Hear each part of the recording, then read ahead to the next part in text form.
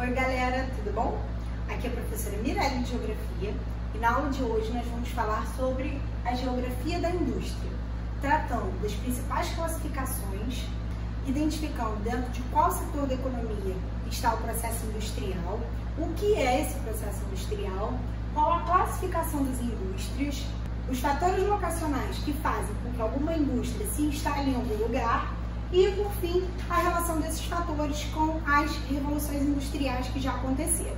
Primeira coisa que vale relembrar, porque com certeza vocês já sabem, é que a indústria está relacionada ao setor secundário da economia. Esse setor secundário é aquele que vai transformar a matéria-prima. Existem diversos tipos de indústria, que variam desde indústrias extremamente tradicionais e que demandam muita mão de obra e pouca tecnologia, até indústrias de ponta que ditam o rumo do processo industrial e da dinâmica de produção tecnológica do mundo. Ser industrializado não é suficiente para estar na categoria de país central. O Brasil, por exemplo, ele é um país industrializado, mas não é um país central. Ele é um país semi-periférico.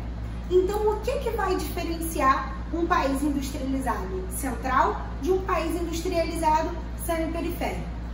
Esse país central, ele vai desenvolver indústrias de tecnologia que estão à frente, que estão abrindo portas para o rumo da produção industrial. A gente pode identificar a indústria segundo a sua função, podendo ela ser germinativa ou uma indústria de ponta. Qual a diferença entre esses dois elementos, pessoal? A indústria germinativa, ela gera o aparecimento de outras indústrias. Já a indústria de ponta, ela comanda o rumo da produção industrial. Podemos também identificar dois tipos de indústria em relação à produção tecnológica. Assim, existem as indústrias tradicionais, que são ainda ligadas àquelas revoluções industriais passadas, como a primeira e a segunda, e que ainda são indústrias familiares. Consequentemente, elas acabam atendendo a um mercado consumidor mais local, menos amplo, e possuem também uma injeção de capital relativamente limitada.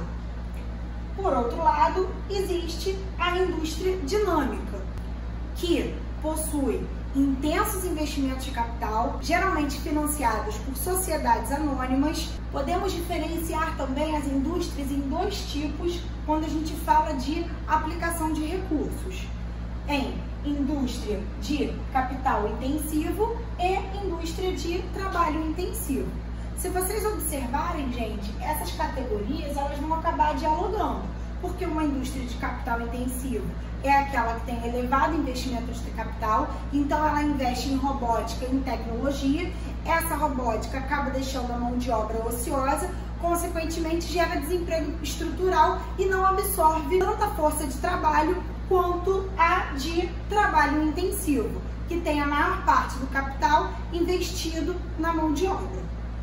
Mas nós podemos também identificar categorias das indústrias de transformação. Essas categorias, elas foram delimitadas pelo IBGE, o Instituto Brasileiro de Geografia e Estatística. Assim, nós estamos falando de um percurso de produção industrial que vai tratar desde o início da transformação da matéria-prima para a produção de insumos para as indústrias, passando pela sua produção de maquinários para essas indústrias e para outros setores de infraestrutura, até chegar na indústria que vai atender a população. Então, começaremos falando das indústrias de bens intermediários, que também podem ser chamadas de indústrias pesadas. Essas indústrias produzem elementos semi-acabados que vão fornecer matéria-prima para outras indústrias. Assim, essas indústrias, elas produzem uma grande transformação de matéria-prima. Inclusive, vale ressaltar que essas indústrias tendem a se localizar perto das fontes de matéria-prima e também buscam localizações próximas a portos e a regiões que possam escoar essa produção. Assim, podemos citar alguns exemplos, como siderúrgica, petroquímica, indústria de papel e celulose e cimento. Saindo dessa indústria de bens intermediários, vamos para as indústrias de bens de capital, que é a indústria que equipa outras indústrias e também a agricultura e o setor de serviços. Ou seja, essas indústrias vão produzir maquinários que alimentarão a infraestrutura de outros setores, ou até mesmo do setor secundário. Dessa forma, gente, essas indústrias elas geralmente ficam localizadas próximas a grandes centros urbanos e industriais, para poder ter proximidade com o seu mercado do consumidor. Por fim, chegamos na indústria de bens de consumo. A indústria de bens de consumo é aquela que vai fornecer produtos que serão consumidos pela sociedade. Podemos diferenciá-las em 3 tipos. Indústrias de bens de consumo não duráveis, que são aqueles produtos que têm uma curta duração, como por exemplo a indústria alimentícia e a indústria de cosméticos e remédios. A indústria de semiduráveis, que produzem elementos com uma vida útil de médio prazo, como por exemplo a indústria têxtil e a indústria de calçados. E a indústria de bens de consumo duráveis, que são aquelas cuja produção possui uma vida útil mais longa, como por exemplo a indústria de informática, a indústria automobilística e a indústria de eletrodomésticos. Agora nós vamos falar dos fatores locacionais. O que são esses fatores, gente? São vantagens que um lugar oferece para que uma determinada indústria se localize lá. Como existem diversos tipos de indústria, essas diversas indústrias vão procurar fatores locacionais específicos. O fator locacional que serve para uma não necessariamente vai servir para outra. Aqui eu elenquei para vocês, gente, alguns dos principais fatores locacionais. O primeiro que eu elenquei foi a matéria-prima, que é a base que vai ser transformada, beneficiada para que um outro produto surja. A energia, que vai dar a força para movimentar a produção industrial. A mão de obra, e aí existem vários tipos de mão de obra, que é a força de trabalho fornecida pelo homem, que vai fazer com que o processo industrial ocorra. Podemos buscar uma mão de obra qualificada, uma mão de obra especializada, uma mão de obra barata, e isso vai variar de acordo com o tipo de indústria. Uma indústria de alta tecnologia não vai buscar necessariamente uma mão de obra barata. Ela pode até buscar uma mão de obra em conta, mas com certeza o primeiro elemento que ela vai olhar, que ela vai pesquisar, é a qualificação dessa mão de obra. E mão de obra qualificada, via de regra, acaba sendo cara. Tecnologia e, mais uma vez, isso vai depender do tipo de indústria. Uma indústria de ponta, por exemplo, ela vai precisar de um desenvolvimento tecnológico. Assim, essa tecnologia ela vai estar associada à proximidade de tecnopolos, que são centros produtores de tecnologia, como, por exemplo, o Vale do Silício nos Estados Unidos. Mercado consumidor, que vai variar de acordo com a capacidade de alcance da indústria. Se você tem uma produção em larga escala, você visa atender ao mercado consumidor mundial, e isso vai te gerar uma necessidade, uma infraestrutura muito maior do que se você tem uma indústria pequena que visa atender o mercado local. Logística, que tem relação com a disponibilidade e custo dos sistemas de transporte e de armazenagem. Essa logística ela pode ter embutida nela também a questão dos sistemas de telecomunicações. Complementaridade, que é a proximidade de outras indústrias que possam complementar e facilitar o processo produtivo. E incentivos fiscais. O que são esses incentivos, gente? São aqueles que vão fazer com que os estados tentem oferecer vantagens para as indústrias se instalarem neles.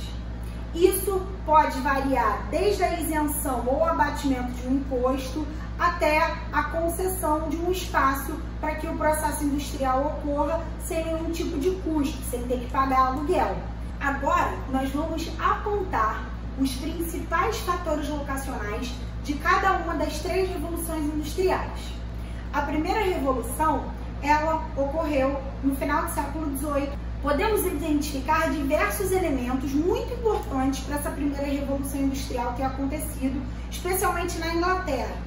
Mas um elemento foi primordial e fundamental, que eram a existência das bacias carboníferas. O carvão foi considerado a principal fonte de energia da primeira Revolução Industrial. Assim, a gente pode observar que essas primeiras indústrias inglesas, elas foram se instalando próximas a essas reservas de carvão.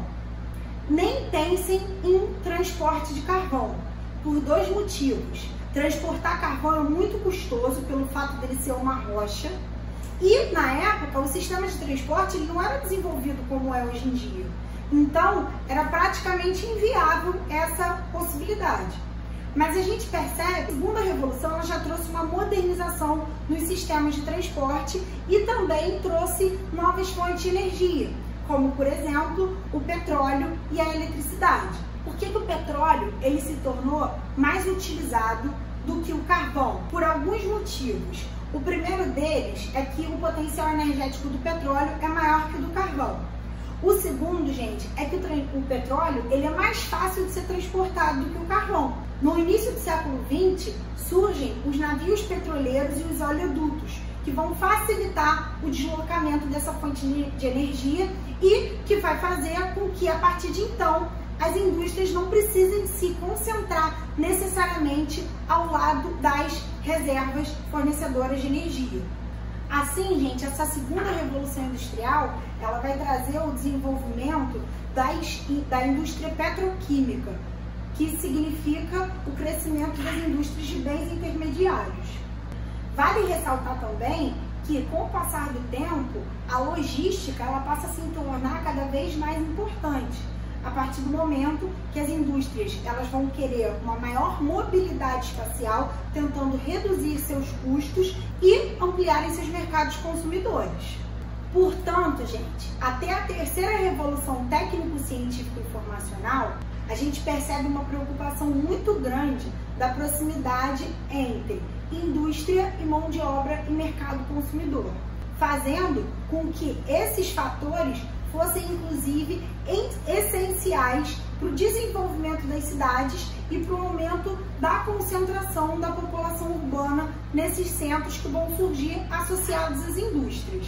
A partir da terceira revolução técnico-científica e informacional, que vai causar um aumento da velocidade, uma redução dos custos dos sistemas de transporte e telecomunicação, a gente vê o gradativo processo de desconcentração industrial. Essa desconcentração, ela vai dar origem a um processo chamado de transnacionalização. Por quê?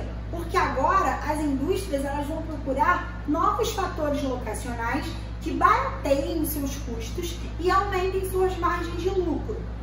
O centro produtivo, a sede, vai se localizar no país central e a produção, a mão na massa, ela vai se desconcentrar para os países periféricos, semiperiféricos. Alguns, inclusive, vão se industrializar a partir desse processo, que é o que a gente chama de países de industrialização recente, que vão se concentrar principalmente no Sudeste Asiático. A partir de agora, com essa terceira revolução, o mercado consumidor ele passa a ser o mundo inteiro. Então, o sistema de transporte, a logística, ele tem que dar conta de disseminar, difundir, transportar com eficiência esses produtos para qualquer parte do mundo. E quais são os novos fatores locacionais que vão atrair essa indústria? A busca por mão de obra barata, os incentivos fiscais vão ser muito importantes, leis ambientais e trabalhistas flexíveis, que permitam uma exploração maior da mão de obra e do meio ambiente, já que as tradicionais áreas industrializadas, elas passaram a oferecer cada vez mais rigor em relação a esses elementos e custos de produção cada vez mais altos. Então é isso, galera, chegamos ao fim da nossa aula. Nas próximas aulas a gente vai começar a falar da industrialização de países especificamente. Eu vou começar com a industrialização brasileira para que depois a gente possa estabelecer comparativos com os demais países, tá certo? Espero que vocês continuem se cuidando. Até lá. Um beijo.